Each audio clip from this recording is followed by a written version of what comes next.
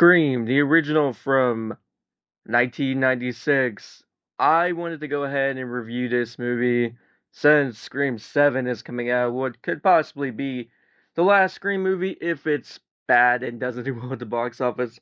If it's not, the series can go on until like Scream 12. But beside the point, I wanted to go ahead and talk about at least the original Scream movie because this movie has always meant a lot to me. This was the first horror film I ever watched in my entire life. I probably shouldn't have watched it at the age I did. I saw it whenever I was 7.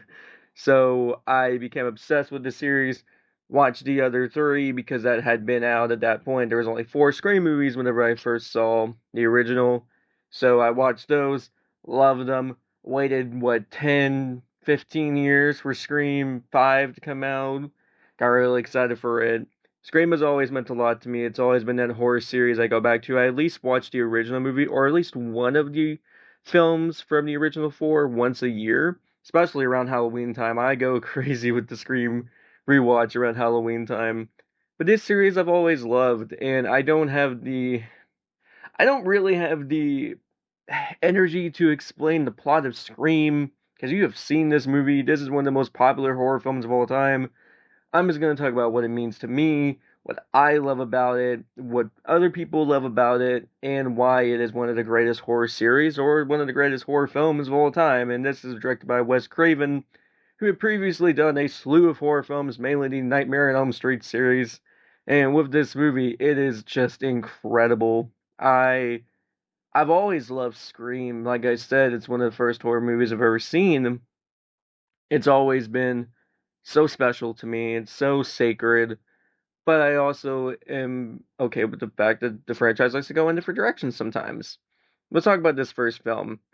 Which is being directed by Wes Craven. This was not really well known at the time, but this was a very meta movie. This was a movie that definitely was like, look, we're gonna deconstruct the horror genre, what it is currently, why slashers aren't really a thing right now, because before this movie came out, slasher movies just kind of stopped happening because they kept flopping at the box office. After Scream came out, we had a whole slew of slasher movies come out in the same vein as this film with a mass killer. Person behind the mask is not a zombie, not an evil entity, not somebody raised from the dead. It's just a regular person who wants to get revenge. This movie popularized that idea, and it does it so well in this film. I really love that idea with this movie of this is just two guys, two people who they could be your friends in high school, but they're running around killing people.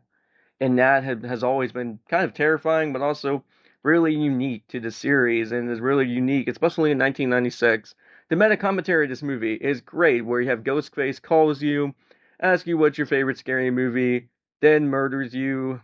It is just really great, and it's really simple when you think about it. It's just a guy in a ghost mask going around killing teenagers. This shouldn't be so revolutionary for the time, and especially now, but it is because, like I said, slashers were dead at this point. Slashers were not a thing. When we get into the characters of this movie, Sidney Prescott's one of the most iconic scream queens of all time. Final Girls, whatever have you, she is perfect as this character.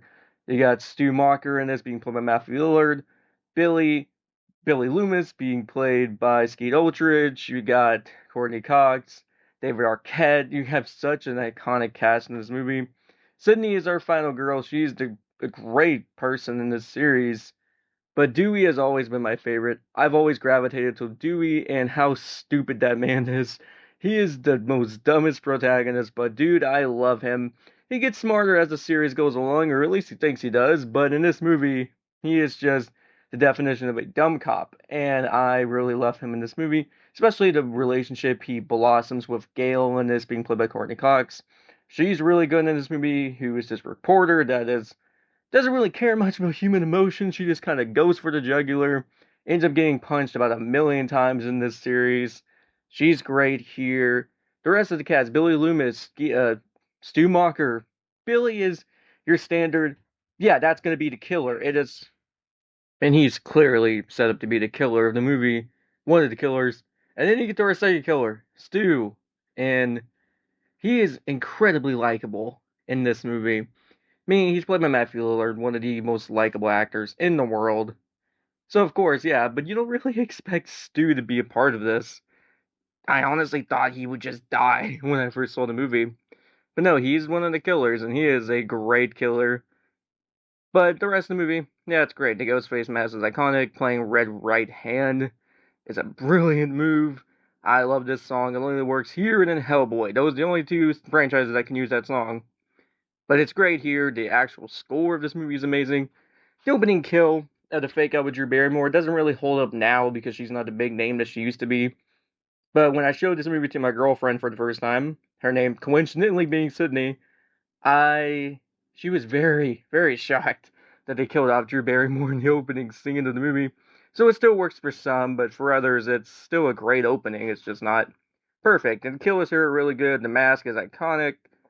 It's just a genuinely great movie and one of the greatest horror films of all time. It has some problems here and there, but it's just a really, really fun time. And the next couple movies are also really fun too. So I'll give Scream from 1996 a 10 out of 10.